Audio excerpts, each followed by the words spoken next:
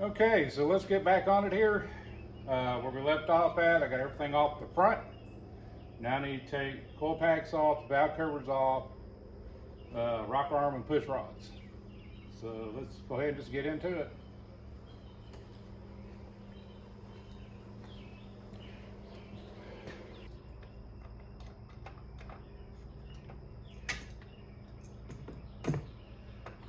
All right, taking the coil packs off. I'm just gonna set them up here, get them out of the way.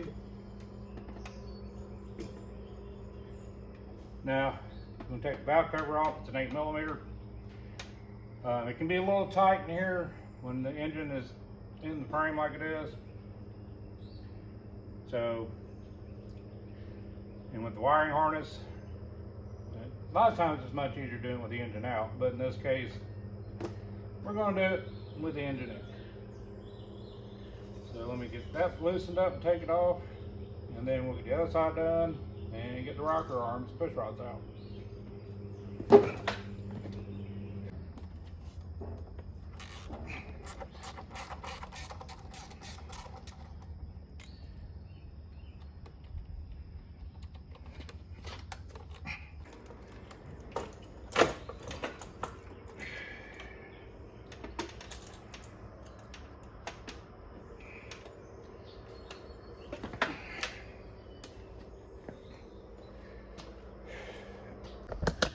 And of course, right now I am working on the easy side. So now the cover's off. Let's get the rocker arms off and the push rods out.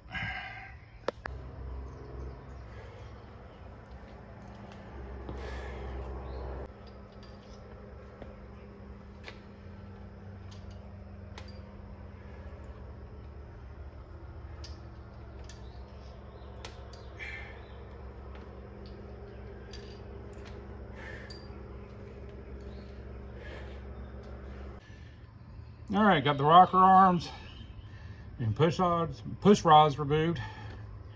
So we're going to do the same thing on the other side, and fingers crossed. All right, the driver's side's done out of the way. Now let's get everything lined up. Okay, I made some marks here. I'm sitting at 12 o'clock here. I went ahead and made a secondary mark down here because I am not taking the oil pump off. So I'm going to take this bolt out, very carefully bring this out, keep tension on the chain, bring it off to the side, and this will kind of line me back up where I need to be at. I'm already lined up here. Basically it's almost like 2 o'clock, between 1 and 2 on my pin here. So I'm not too worried about these marks, as it takes several revolutions to get this mark lined back up with this one. So it's double marked, and let's go ahead and get it off of there. All right, cam is out. I didn't hear any lifters drop. I spun it around quite a few times, make sure they were back up in their bore. Just show y'all that it was the Texas Speed cam. There's the number on it. So that's out. That cam phaser is going to stay with that cam because it's got a cam lock in it. I got the other cam in. I just got to get it back up to 12 o'clock. I've got my other cam phaser. So this is why I hang on to certain parts. So the cam I have is a used cam. Nothing wrong with it. And it's a non-MDS cam. And there's nothing wrong with the phaser. So that's what's going to go back in. So let me get the marks lined back up, get this back together, and keep on going. All right, that part's fit back together.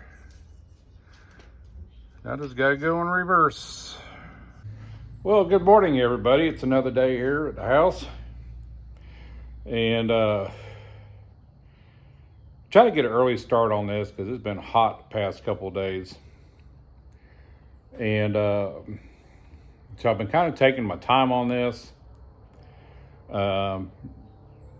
you know, probably about a year or so ago, I probably would have knocked this thing out in one day.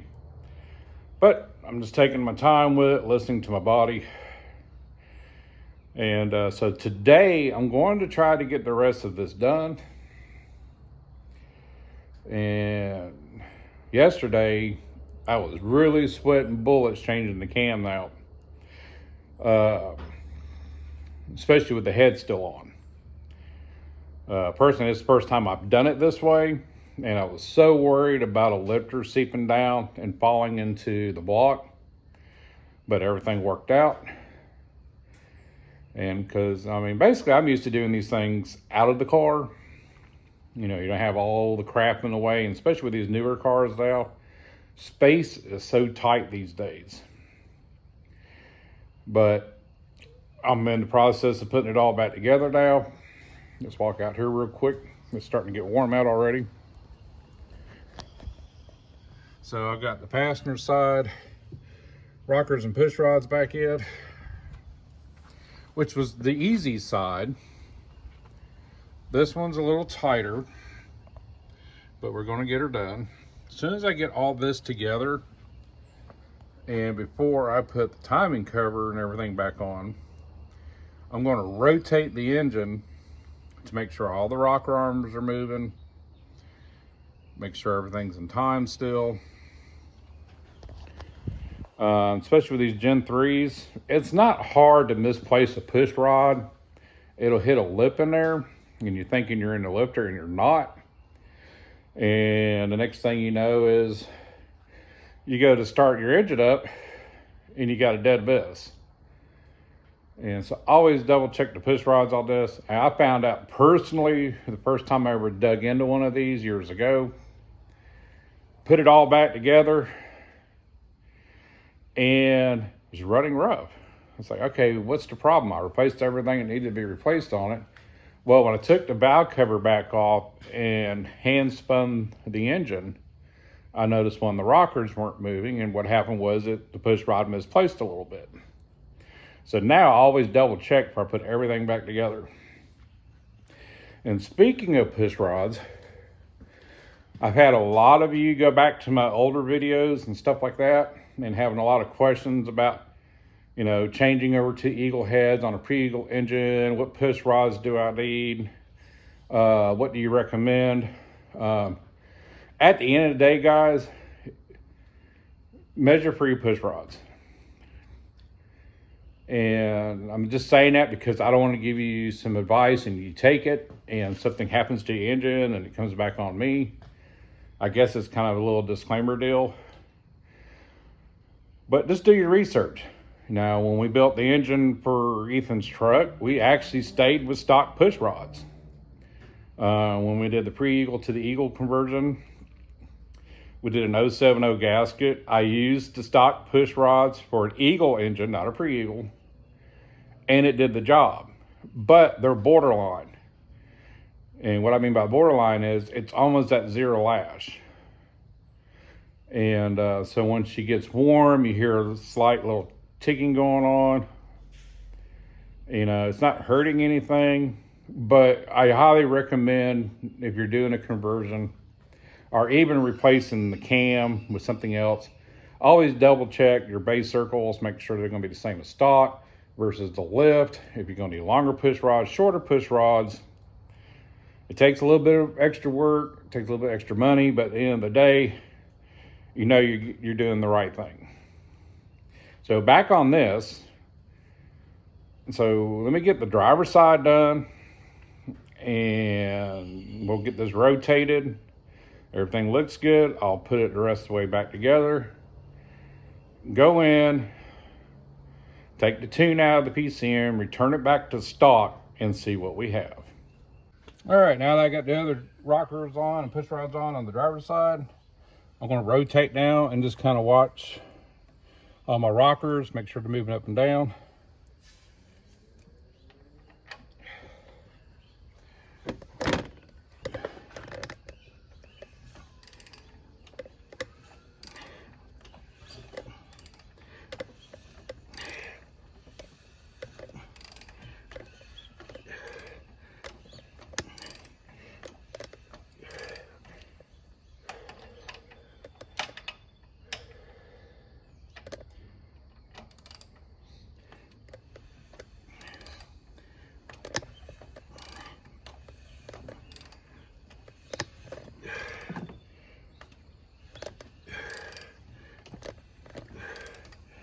Man, this thing's got a lot of compression in there. Of course, it'd be easier if I took some plugs out.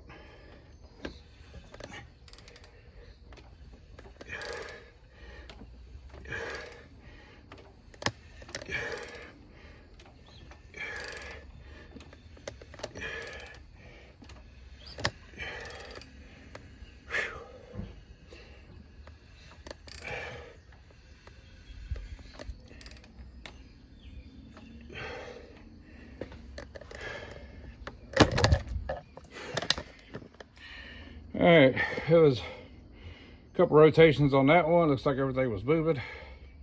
So I'm gonna check the driver's side. And with all that's good, we're putting her back together. Also rechecking my timing.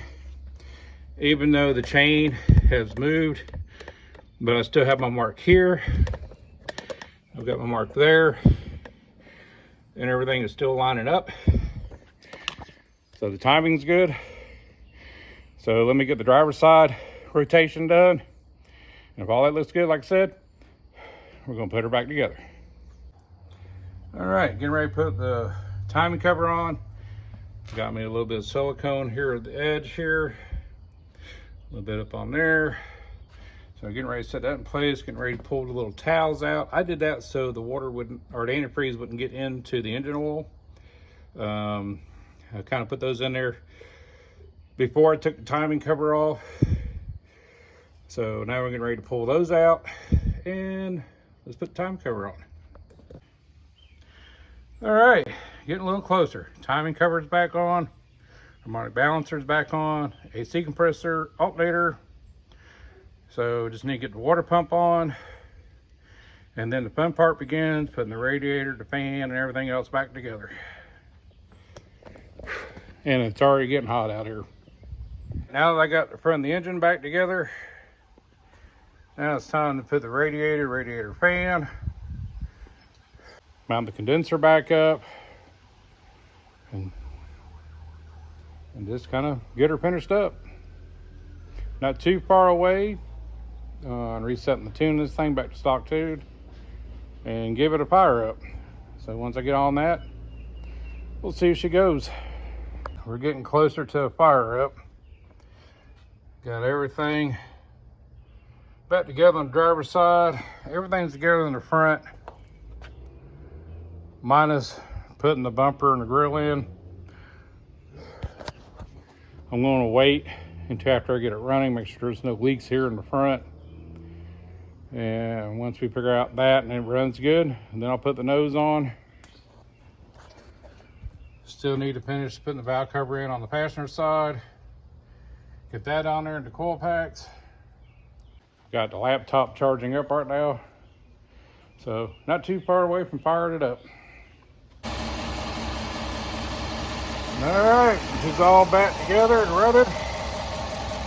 Put the stock tune back in it.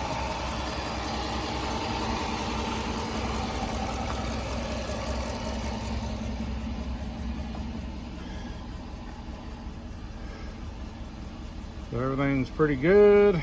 Fans are kicking on when they're supposed to.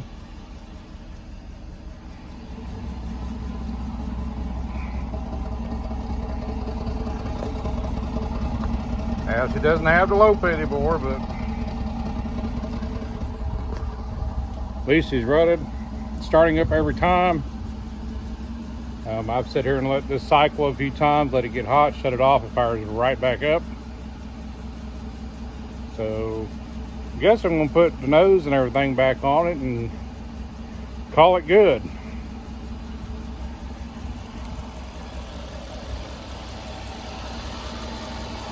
So other than that, guys, she's back running. Like I said before, I'm gonna save this cam, I'm gonna clean it up, wrap it up, put this stuff in its own little box and mark it. And I might use it for a future project down the road. But like I said, I want this to be reliable, dependable. You guys know as well as I do, when you start putting cams and everything in it, and like I said before, I was gonna have to put a torque converter in it. And when you do tunes, sometimes they don't stick. You gotta go back and redo them periodically, whatever. And didn't want to have to deal with that with this. So I'm gonna get back together. I'm gonna do some test driving and let the other half start driving it. But other than that, guys, you have a good one, a safe one, and I'll see you down the road.